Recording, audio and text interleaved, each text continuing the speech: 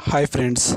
जैसा कि मैंने आपको पहले वाली वीडियो में बताया कि मेरा जो एक्सीडेंट है 17 मई 2021 को हुआ था।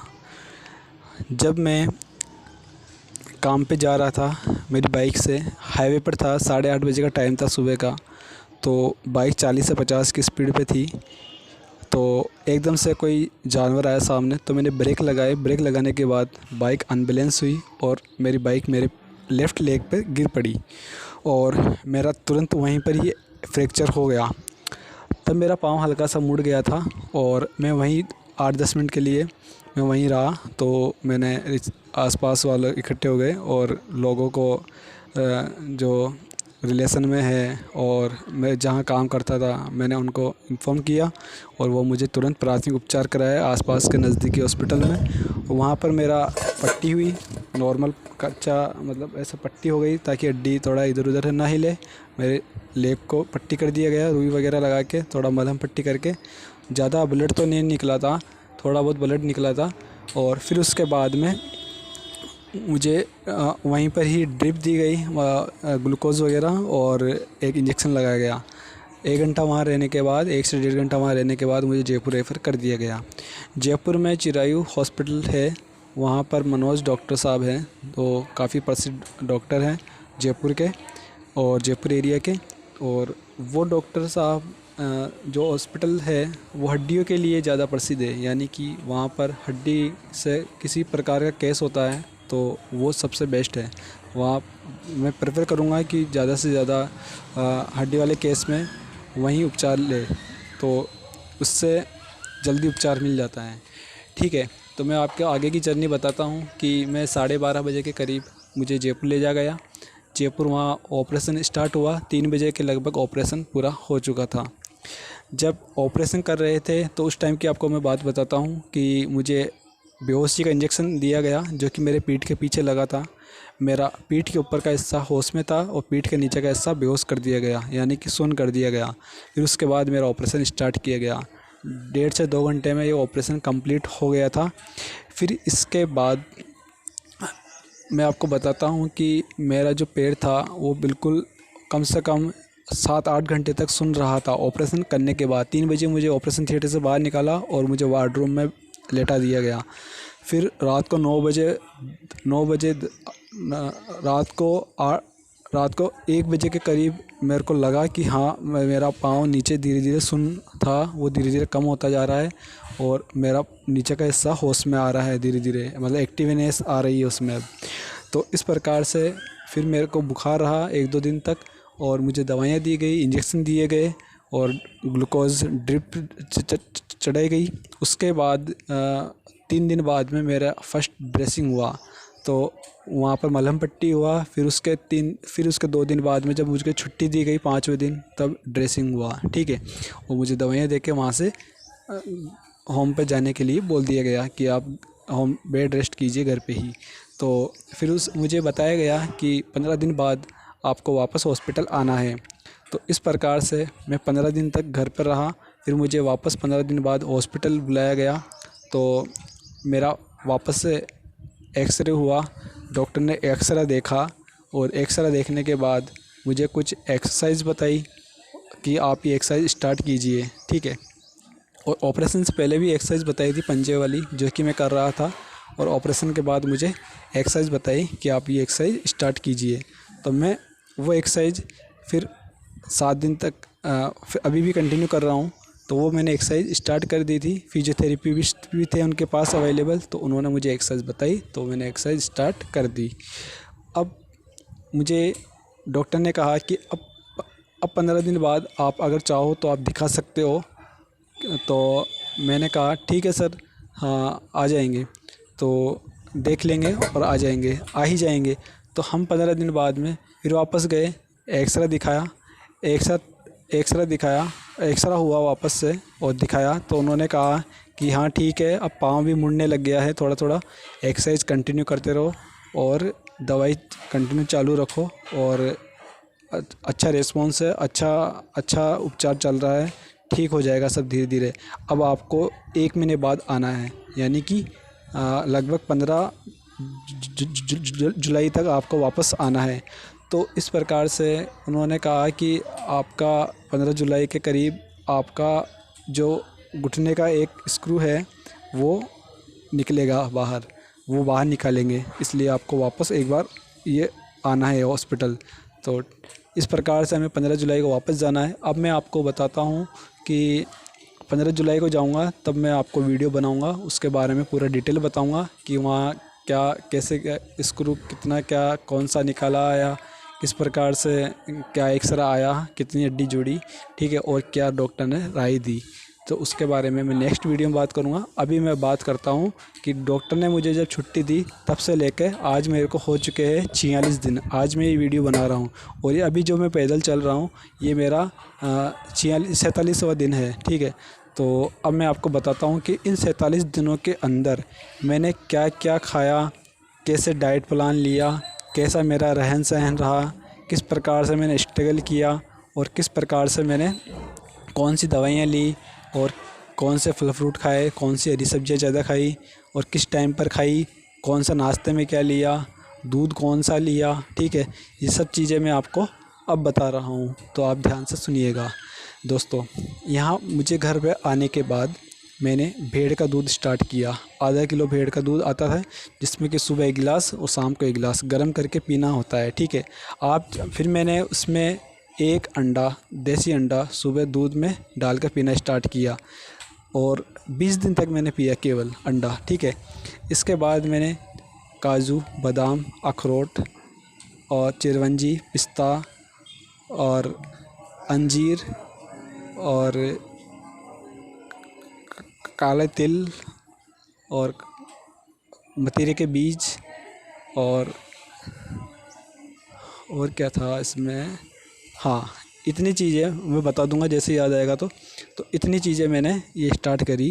ये ड्राई फ्रूट है सारे, तो ये सब मैंने स्टार्ट करे। सनफ्लावर बीज के बारे में भी मैंने सोचा, लेकिन ये मार्केट में अवेलेबल नहीं था, ये ऑनलाइन अवेलेबल था, इसलिए मैंने ऑनलाइन मंगाया नहीं। फिर तो अभी मैंने इनकी जगह मतीरे के बीज मंगा कर खाना स्टार्ट किया है, ठीक है। तो अभी भी ये डाइट चल रही है। अभी लेना कैसे होता है इस डाइट को, देखो सुबह हाँ, एक चीज़ और है इसमें, काले चने हैं और एक मूंगफली है, ठीक है। तो ये सब चीज़ें क्या है कि अब मैं आपको बताता हूँ कि किस प्रकार से मैं इनको स्टार्ट करा इस डाइट को, ठीक है।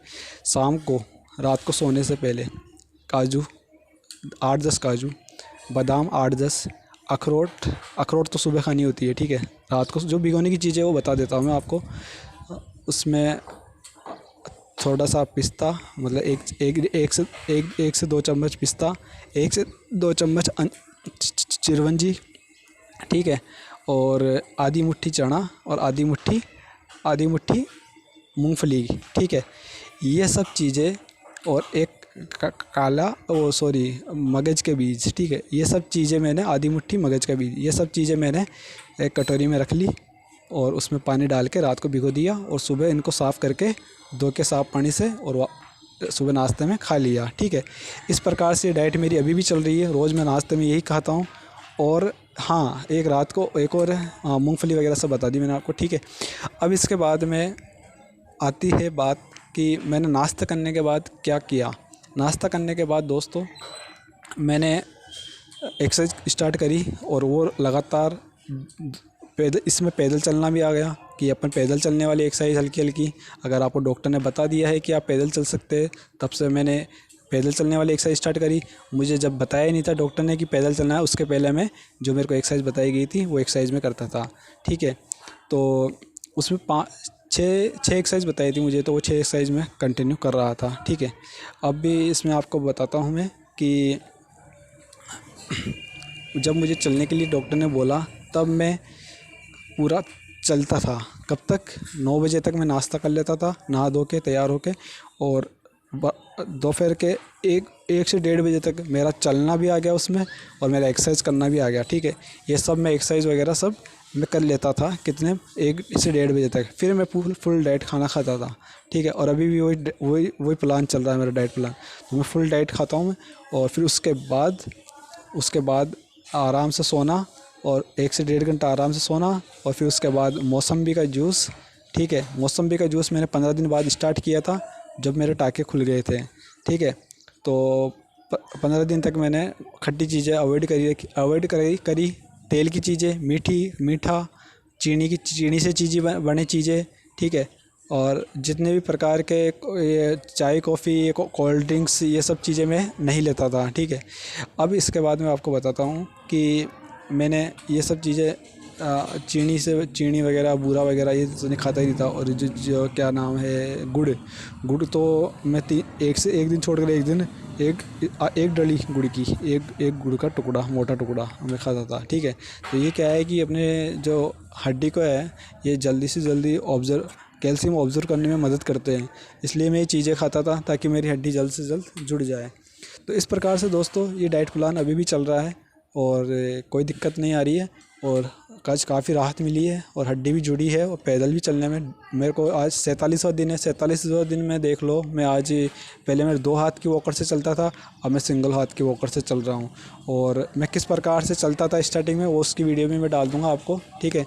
स्टार्टिंग में मैंने जब चलना स्टार्ट किया था वाली वीडियो भी डाल दूँगा और उसके बाद में मैंने कौन सी स्टेप अपनाई वाली वीडियो भी मैं आपको बता दूँगा।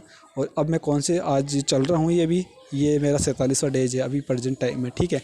तो मैंने आज ये वीडियो बनाई है क्योंकि इतने दिन मैंने बनाई नहीं थी, इसलिए मैंने आपको ये बताया, ठीक है।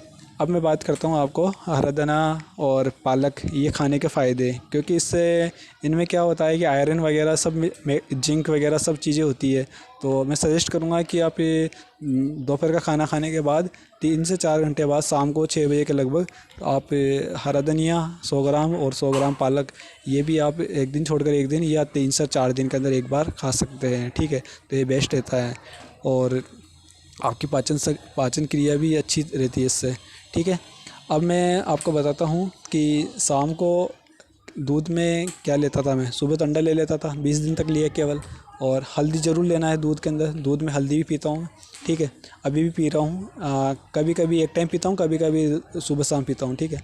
तो अभी शाम को क्या करता हूँ मैं कि अंजीर आती है मार्केट में, मिल जाएगी आपको। उसको 2 अंजीर आपको लेनी है और दूध में अच्छी तरह उबालना है, ठीक है। 2 से 3 बार उबाल के और उसको पीना है और अंजीर को खा जाना है चबा के, ठीक है। तो अंजीर भी आपका कैल्शियम अच्छा भरपूर मात्रा में होता है और हड्डी जुड़ने में काफ़ी मदद मिलती है। तो दोस्तों ये काफ़ी सारी जो डाइट है, जो अलग अलग प्रकार की अलग अलग टाइम पे लेनी होती है, अलग अलग वे में लेनी होती है। तो मैंने आपको ये बताया, आपको समझ में आ रहा होगा। अब मैं आपको एक बात और बताना चाहता हूँ कि आप जितना हो सके, मैंने जब ऑपरेशन हुआ था तो मुझे कुछ भी आइडिया नहीं था कि मैं कितने दिन में ठीक हो जाऊंगा, क्या मेरे को डाइट प्लान है, क्या मेरे को खाना है, क्या मेरे को क्या करना है, क्या नहीं करना, ये सब चीज़ों के बारे में मेरे को बिल्कुल भी आइडिया नहीं था। मैंने हॉस्पिटल के अंदर ही वहाँ लेटे हॉस्पिटल में ही एंड्रॉयड फ़ोन था मेरे पास, तो मैंने वहीं से डॉक्टर की कई अच्छे डॉक्टर की मैंने वीडियोस देखी इसके बारे में कि लेग फ्रैक्चर में क्या करना चाहिए, क्या नहीं करना चाहिए। और कई फिजियोथेरेपिस्ट की मैंने वीडियो देखी कि कैसे एक्सरसाइज करनी चाहिए, कब चलना चाहिए, कितने दिन बाद कौन सी एक्सरसाइज कितनी कैपेसिटी से कर सकते हैं और कौन सी स्टेप अलग अलग चलनी होती है, कब चल सकते हैं, कौन सी स्टेप चलनी होती है, किस प्रकार से चलना होता है, सीढ़ियाँ कब चढ़ सकते हैं वगैरह वगैरह। ये सब मैंने देखना स्टार्ट किया धीरे धीरे, ठीक है। तो मुझे ये सब कैचअप हुआ और मुझे उम्मीद जगी कि मैं जल्द से जल्द ठीक हो सकता हूँ। तो दोस्तों घबराइएगा नहीं, आप भी जल्दी से जल्दी ठीक हो जाएंगे। ऐसी कोई दिक्कत नहीं आती है, बस थोड़ा सा वेट करना होता है और थोड़ी मेहनत करनी होती है और अच्छी मेहनत करनी होती है। थोड़ा कुछ सीख कर, कुछ जान कर फिर मेहनत करनी होती है खुद से, ठीक है दोस्तों। तो मैं जितने भी डॉक्टर्स वगैरह हैं, मैंने जो इनकी वीडियो देखी है और जिनके चैनल्स हैं वो मैं इस वीडियो के डिस्क्रिप्शन में दे दूँगा या नेक्स्ट वीडियो अपलोड कर दूँगा उनका, मैं आपको समझा के कि ये चैनल्स हैं और आप ये सब्सक्राइब कर सकते हैं। तो इस प्रकार से आप उन चैनल्स को देख के उसको सीख सकते हैं, ठीक है। और कुछ बात क्या करना चाहिए, क्या नहीं करना चाहिए, इन बातों का आप ध्यान रख सकते हैं। तो दोस्तों खाना खाने के बारे में बताऊंगा मैं आपको कि 15 दिन तक आपको, अगर आपका ऑपरेशन हुआ है तो आपको 15 से 20 दिन तक आपको नॉर्मल डाइट लेनी होती है। जैसे कि आप पहले तेल की सब्ज़ी खाते थे तो आपको तेल की सब्ज़ी नहीं खानी है, कम तेल की सब्ज़ी खानी है, नमक बिल्कुल नहीं खाना है, नमक से बनी चीज़ भी नहीं खानी है, तली हुई चीज़ें नहीं खानी है, ठीक है। और मीठा नहीं खाना है, और खट्टा भी नहीं खाना है क्योंकि आपके घाव अभी ताज़ा है इसलिए, ठीक है। तो वहाँ पे खुजली चलेगी अगर आप खट्टी चीज़ें खाओगे तो 15-20 दिन तक ये चीज़ें अवॉइड कीजिए, ठीक है। और ज़्यादा से ज़्यादा जो मैंने आपको डाइट बताई अभी वो स्टार्ट कीजिए। और अगर आप खाना जैसे कि 4 चपाती खाते तो दो या ढाई चपाती खा के काम चलाइए, ठीक है। और जितना हो सके आप एक्सरसाइज कीजिए, और एक्सरसाइज करने से ही आपकी मसल्स वापस से रिकवर हो जाएगी, और एक्सरसाइज करने से ही आपको जल्द से जल्द रिकवरी होने में मदद मिलेगी। तो दोस्तों, अगर आपको डॉक्टर ने बताया नहीं है कि आपका कब से चलना है, तब तक आप ये एक्सरसाइज करते रहिए जो कि आपको डॉक्टर ने बताई है, ठीक है। और मैंने कौन कौन सी एक्सरसाइज की है वो भी मैं आपको इस वीडियो में या अगली वीडियो में बता दूंगा, तो आप देख सकते हैं।